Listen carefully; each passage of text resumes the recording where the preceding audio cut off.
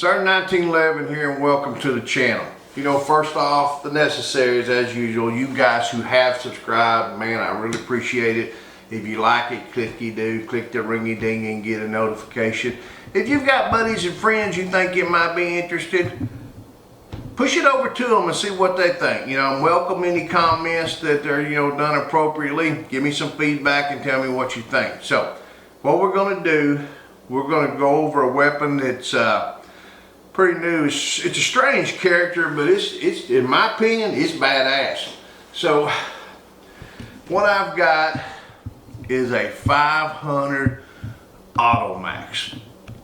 And before I slide it over here, because this thing ain't this, little bitty thing, we're talking about a rifle. It's a 500 Smith Wesson semi-automatic rifle in an AR platform. Like I said, it's badass. But what we're going to do, we're going to go over it, and I'm going to show you a few things in particular because it's kind of a half-breed. You know what I'm saying? So let me slide it over here. We got it over here now. Let's just kind of start it on it and look. We've got about an 18-inch barrel on an AR platform. Nothing unusual at all. We got a Vortex Strike Eagle scope on it with some flip-up caps. I like that. It's also got a throw lever.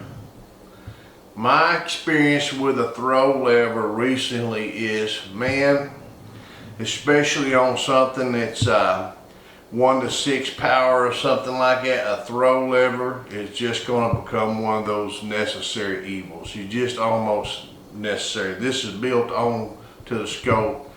I like it. So let's talk about this weapon itself. It's got a nice barrel length on it, about 18 inches. It's railed all the way down. It's got a nice AR pistol grip. Now when I say nice AR pistol grip, I mean rubber, like a whole rubber pistol grip. Not one of them plastic ass things, but a whole rubber. Nice adjustable butt pad where you can put your, quick detach sling mounts on there. And I want you to take a look at this butt pad. This thing's not no hard rubber. This is a nice rubber butt pad. I mean, this is quality here. This is, this ain't just some kind of slick ass piece of plastic. This is nice, soft rubber. But here's the deal about this. 500 Automax. So we're talking about a 50 caliber bullet. It's a, matter of fact, it loads, you use the same die set and the same load data for this round as you do a 500 Smith & Wesson Magnum. This is a bad boy traveling. So we're not talking about an AR-10 and we're not talking about an AR-15. We're talking about something smaller, in between, larger in other ways, and I'm going to show you what I'm talking about. This thing uses AR-15 magazines, just regular 223 magazines. And the reason it does is because that round is only that long. I mean, it's a real short round, but it's big and fat. So you can just get a single stack of them in there in that magazine and it works fine. But we've got an AR-10 lower receiver. So let me open this up and show you what I'm talking about right here. If you'll notice, we've got this big opening here, but there's a piece of it been filled in. See if you can roll it around a little bit. You can see right there, it's been filled in. So if you'll take an AR-10 magazine, it would normally fill that whole thing up. But we have to fill this space so we can stick an AR-15 magazine in the hole. So we got the AR-10 lower that this thing magazine well has been shortened to fit an AR-15 magazine. So we've got that length. So now another thing, and I got them just so you can compare them. This thing, I'm gonna pop it open. Get my finger in there and pop it open. I had it part just a second. Get up there. Here we go. So when I pull the bolt out of this bad boy, I want you to look at the size of this bolt. Now this thing has got some size on it. That right there, it's a pretty thing. It's heavy. It's an AR-10 size bolt. Here's your AR-15 bolt. look at the size of these things. So we've got this AR-10, large boat, large lower receiver, but we've got a short round, so we've had to fill that magazine well in to make it work. Now, I'm not sure. I've not fired this weapon. We just got it put together.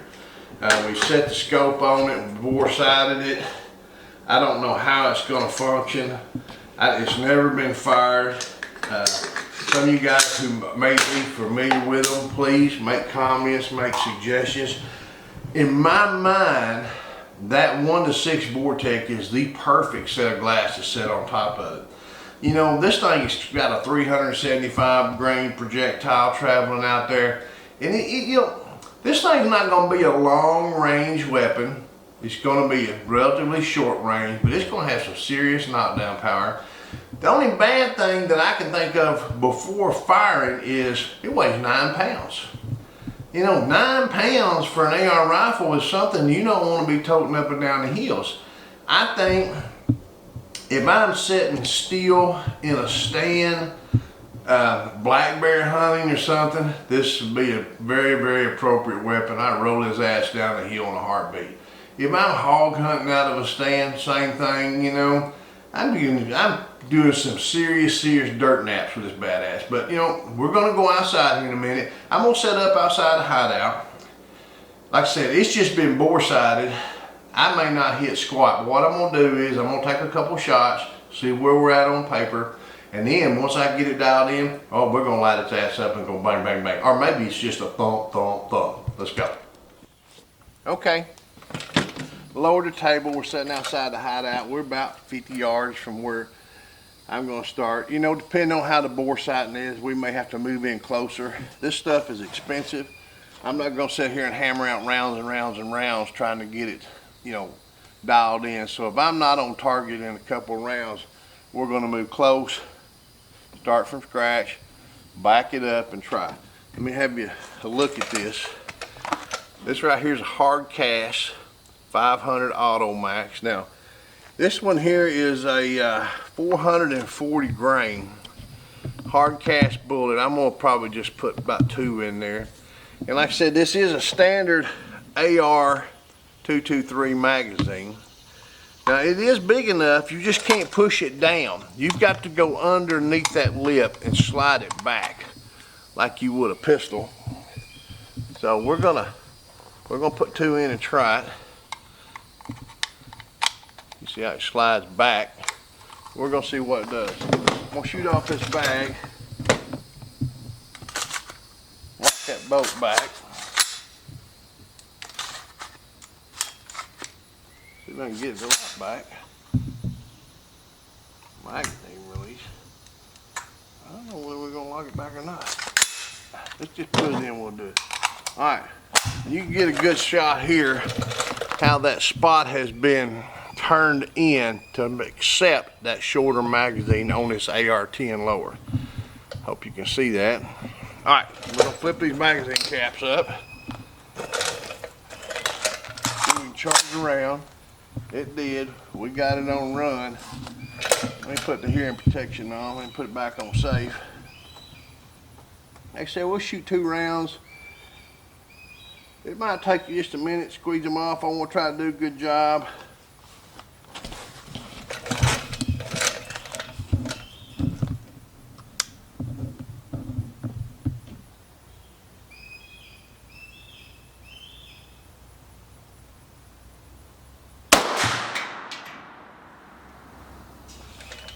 Try one more.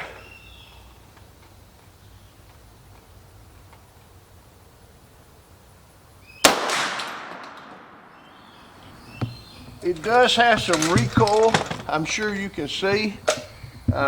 It's apparent why we have this rubber butt peg on there. It's got some recoil. It seemed to function just fine. The bolt lock back like it's supposed to. I tell you what, let's do.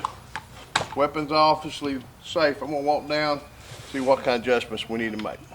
This thing puts some massive freaking holes in some cardboard. I mean, I'm talking big enough to put your finger in. You know, this is the boat, it's sinking. So what I'm gonna do is I'm gonna pull off a few more, see how close I am to getting it tightened down. I'd like to get that MOA area or something. I don't know how these big things float.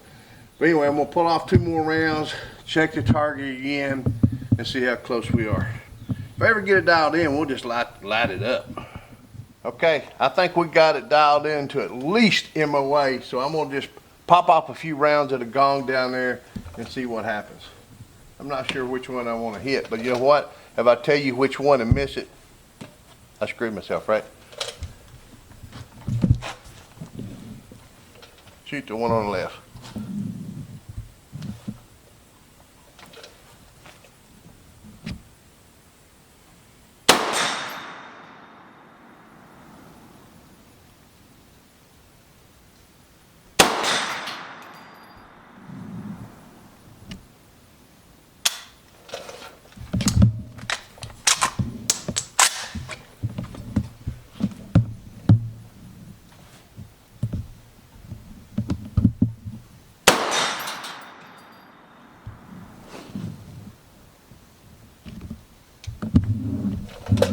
It's empty and locked back. We had another one of those light strikes. Let me pick that up and just make sure that's what it is. Now, we didn't strike it at all. You know, I think what we need to do, that bolt being so big and so heavy, no bolt assist on it. This thing just needs to be shot and fired. But I'm gonna load up and just take a few more shots.